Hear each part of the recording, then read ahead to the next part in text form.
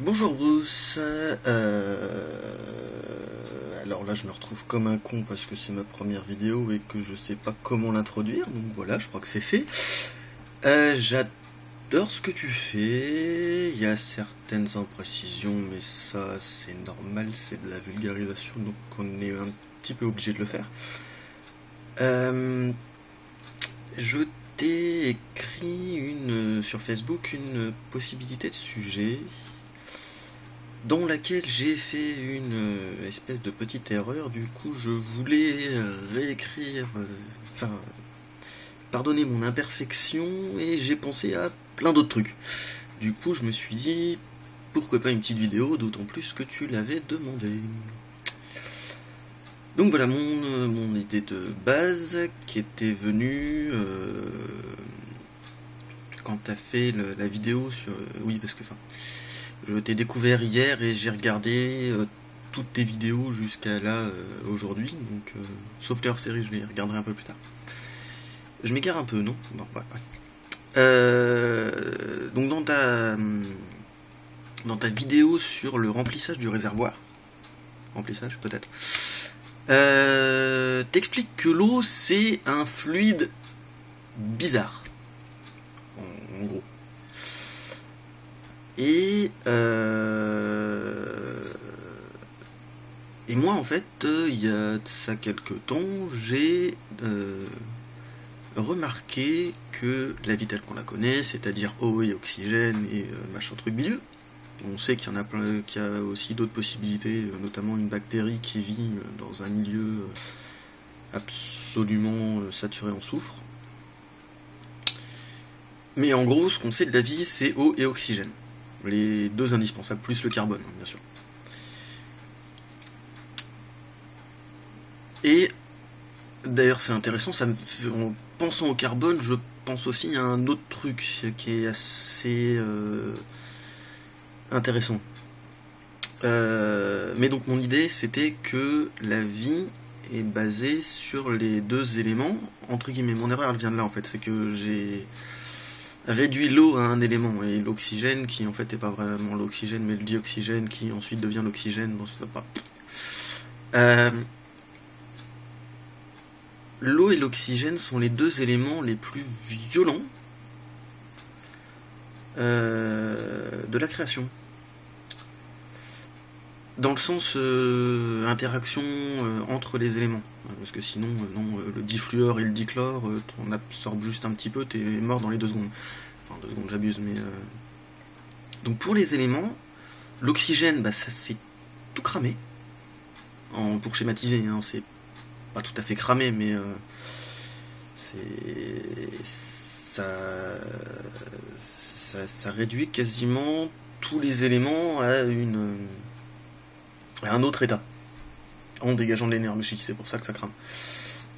Et l'eau, si on lui laisse le temps et les conditions, l'oxygène aussi en même temps, va détruire, va tout ronger, va tout rogner. Si on met du sel dans de l'eau, c'est plus du sel, c'est des ions de chlorure, enfin c'est des ions de chlore, donc du chlorure, et non, c'est pas le potassium, c'est le sodium. Des ions de sodium. Et c'est pour tout. On met de l'eau sur du bois, au bout d'un moment, le bois il va se décomposer. On met de l'eau sur du béton, pareil, Et du coup, voilà, moi, mon truc, c'est que on est fait des deux éléments les plus violents des éléments. Pareil, hein, l'eau n'est pas vraiment un élément, mais bon. Et en plus, le carbone est aussi un truc, mais juste qui est absolument abusé. Hein, enfin, 4 liaisons covalentes, c'est ce qu'il y a de plus, à ma connaissance, ce qu'on peut faire de mieux au niveau des liaisons. Il n'y a pas plus solide comme liaison. C'est à la fois du charbon noir et relativement friable, ultra énergétique. Et du diamant, juste de ce que je sais, le cristal le plus solide au monde. Non, pas solide. Dur au monde. Puisque ce qu'on gagne en dureté, on le perd en élasticité. Enfin, en plasticité. Donc on est composé des deux... Ah oui, non, pour le carbone aussi. Donc macroscopique, charbon, diamant, et puis nanoscopique, ça fait juste des trucs de taré psychopathe. Les nanotubes de carbone, sérieux. Enfin bref, on est composé des deux plus violents et sans doute d'un des éléments les plus fantastiques. Donc voilà, en fait c'était pour te proposer de faire une vidéo par rapport à ça. Les autres trucs qui me sont venus à l'esprit, c'est que, pour simplifier sans doute, tu dis qu'un fluide c'est un gaz ou un liquide. Le sable est aussi un fluide. Ça complique vachement les trucs, mais ça peut aussi permettre de comprendre ce que c'est qu'un fluide. Étant donné qu'un fluide c'est en fait un ensemble de particules qui roulent les uns sur les autres. Avec le sable, l'analogie est assez visible. Ça perturbe parce que ça réagit pas tout à fait pareil. Un autre truc qui est vachement intéressant, c'est que le verre de nos vitres, là, c'est solide, hein, ça se casse, mais en fait c'est un putain de liquide. Ça a aucun ordre, c'est pas cristallisé, ça a aucune configuration ordonnée, donc c'est un liquide. J'adore la science. C'est un liquide solide, c'est juste une aberration, mais c'est putain de vrai. Enfin bon. Et un autre truc. J'ai vu dans les commentaires sur la relativité restreinte et sur les arcs-en-ciel et tout ça. Et il y a une espèce de confusion qui est faite sur la lumière. Ce qui est logique. On ne sait pas trop si c'est une onde ou si c'est un corps, hein, parce que tout le monde sait qu'il y a des photons, que c'est des espèces de particules, donc mais on zappe en fait, sans doute parce qu'on ne nous l'a jamais expliqué ou un truc comme ça, que la lumière c'est une onde corpusculaire, un truc un peu foireux qui en fonction de comment qu'on interagit avec elle, comment qu'on l'observe, qu'est-ce qu'elle fait avec la matière, sera soit une onde, soit un corps. Notamment, je sais plus quelle expérience, qui, si je ne m'abuse, était censée démontrer le comportement ondulatoire d'une onde, et qui a en fait démontré son comportement corpusculaire en récupérant les impacts de chaque rayon lumineux sur une feuille d'or, je crois. Du coup, ça pourrait être intéressant de partir sur un petit épisode, ou pas forcément petit vu le morceau que c'est, sur ce que c'est que la lumière. Histoire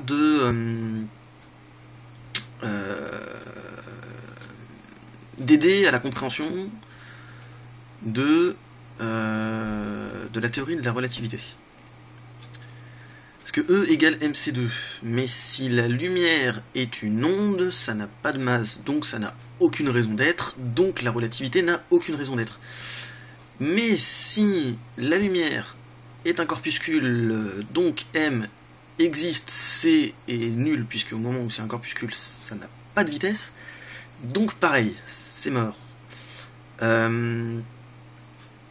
Du coup, expliquer le fait que la lumière, en fait, c'est quand ça bouge à la vitesse de la lumière, la masse devient tellement insignifiante, pas nulle, parce que nul, sinon ça voudrait dire qu'il n'y a aucune énergie, donc que la lumière n'existe pas, enfin, en gros.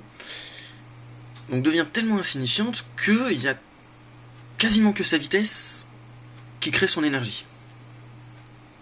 Et que les différentes énergies qui sont dans le spectre lumineux, donc au plus c'est à gauche, là vers les ultraviolets, les rayons X, les rayons gamma, tout ça c'est énergétique. Au plus c'est à droite vers les infrarouges, micro-ondes, ondes radio, c'est pas énergétique. Viendrait selon moi. Alors comment j'ai écrit ça? Donc le delta d'énergie qui est Non, on peut pas dire faible, parce que faible en absolu, puisque une lumière, enfin un rayon de lumière n'a pas énormément d'énergie, mais que si on regarde les deltas qu'il y a, quand même, c'est pas mal. On part quand même d'un hypothétique Dirac, donc à intensité infinie, à un hypothétique pas d'onde, et donc à une énergie nulle.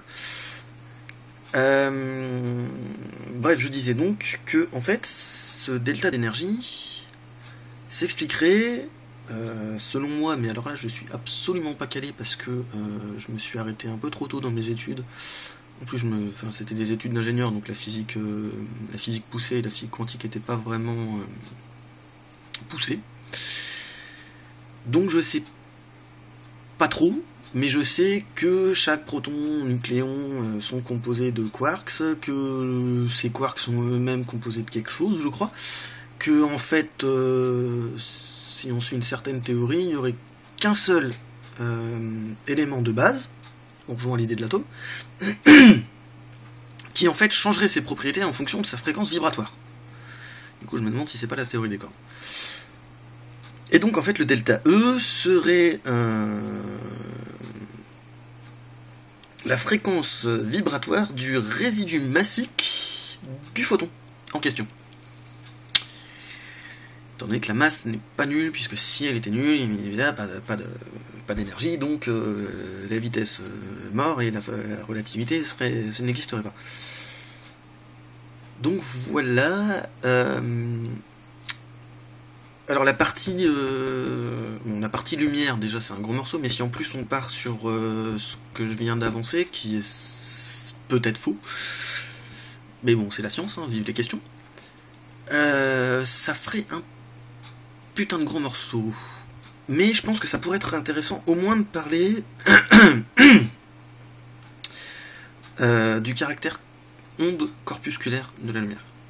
Pour dire que c'est les deux en fonction de qu'est-ce qui se passe. Voilà. Merci de toi. Merci d'exister. Merci d'avoir fait ta chaîne. Et puis merci de m'avoir regardé. Même si je pense que je suis parti un peu en vrac. Salut, salut!